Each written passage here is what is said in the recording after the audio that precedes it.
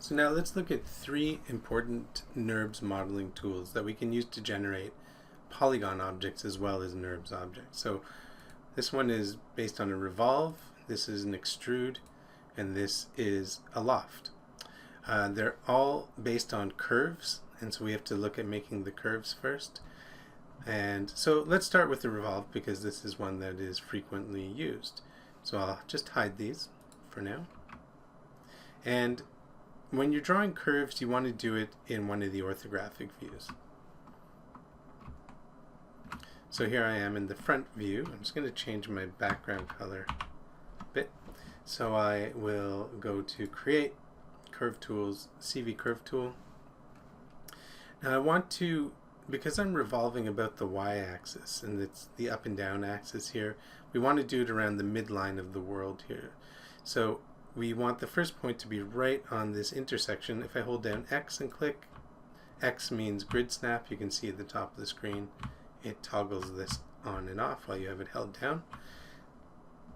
And then the next point should be in line with it in the horizontal, so I'll just grid snap that one again, maybe do some more, and then I'll start making the shape.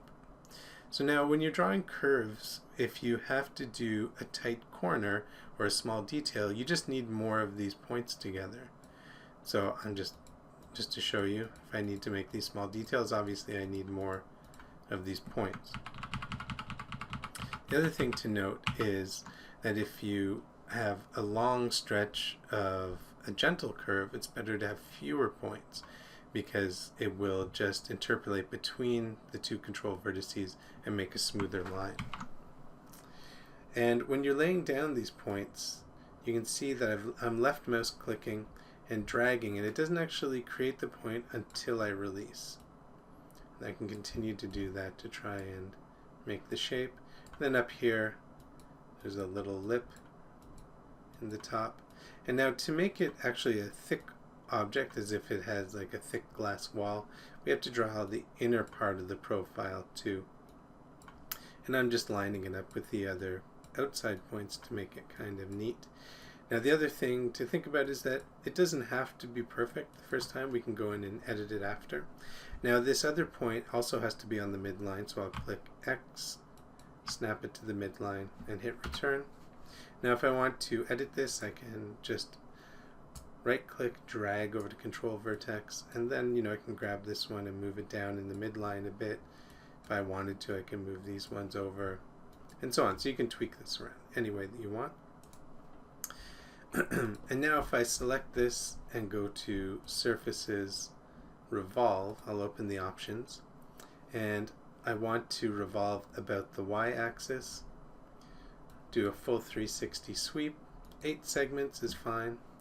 And I want to output polygon objects based on the control points. The control points are like the control points of a curve, like these ones here, but the NURBS object, the surface, also has its own control points. And I just want my polygon object to have a vertex anywhere there's a control point on the NURBS object that would have been created. So I'll just revolve and we get something like this. Now it looks black because Maya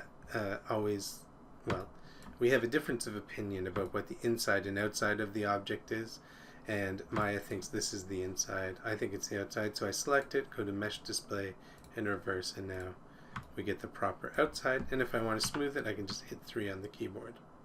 Okay, so that's how you do a simple revolve. Now to make, I guess I made the shape different, to make something like this, a hose, a pipe, a vessel, something like that. It's a very simple thing. Let me hide this and this, just hitting H on the keyboard.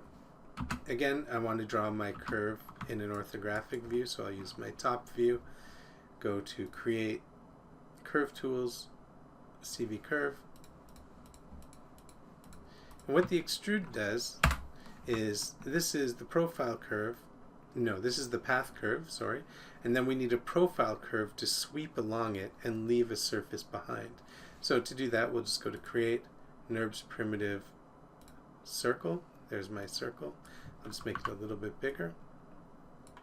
So select the circle, shift select the other curve, and go to Surfaces, Extrude, open up the options, and by default it will look like this. But in this case we want to make a tube, but we want to make it at the path. That's this part. We want to have the pivot about the component, pivot about the local component. So as this is traveling along the path, it will look at the position of the CVs along here and pivot along that. We don't need any rotation, complete curve range. And again, the output geometry we want is polygons. And I don't want triangles, I want quads, and I'm again going to use control points. So the pattern to look for here, and this has been the same since Maya 3,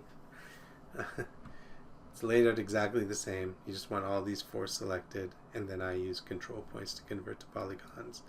And just do an extrude. It looks a little janky here, but if I hit 3 on the keyboard, it looks nice and smooth.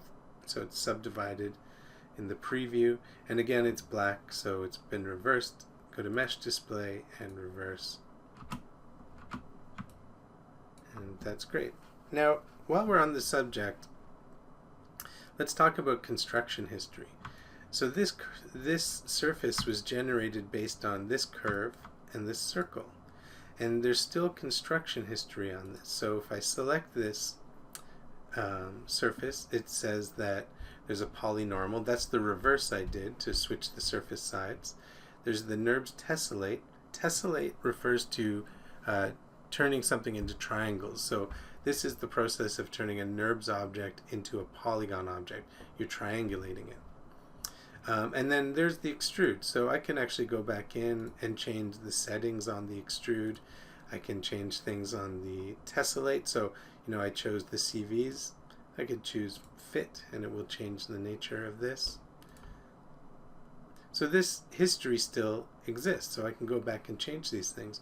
And not only that, the extrude depends on the shape of this circle and this curve, so I can go in and grab the CVs of that original curve, and if I change the shape of the curve, it changes the shape of the resulting mesh. Same with this circle. If I grab this circle and scale it up and down, we can change the nature of the curve, the nature of the resulting surface.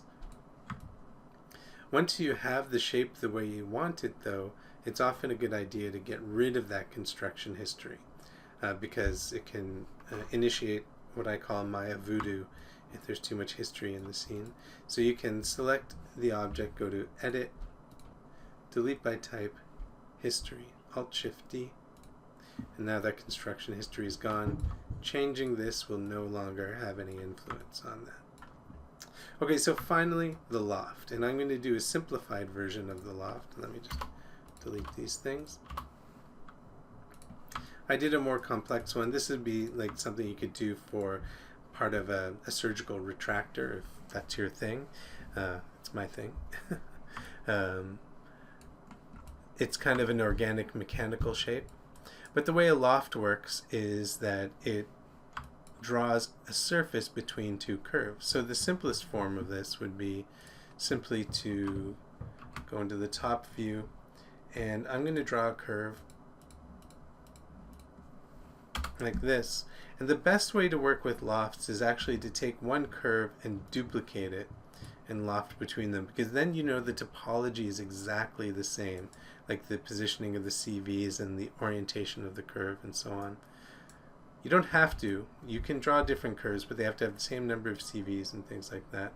But to duplicate something, we can just go to Edit, Duplicate, or Control-D. Now if I move this other one over here, and if I hit Shift-D, it will duplicate again and add that last transform. So I get that.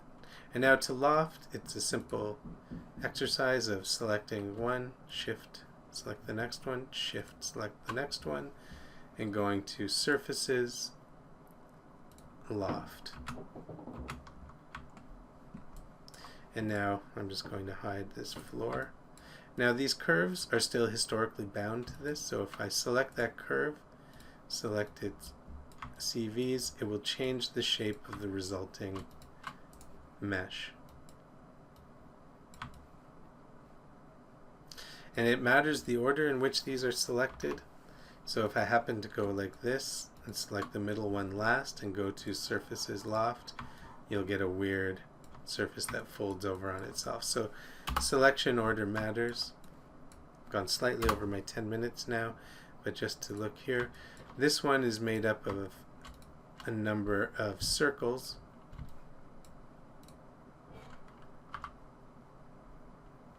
Just going to duplicate these.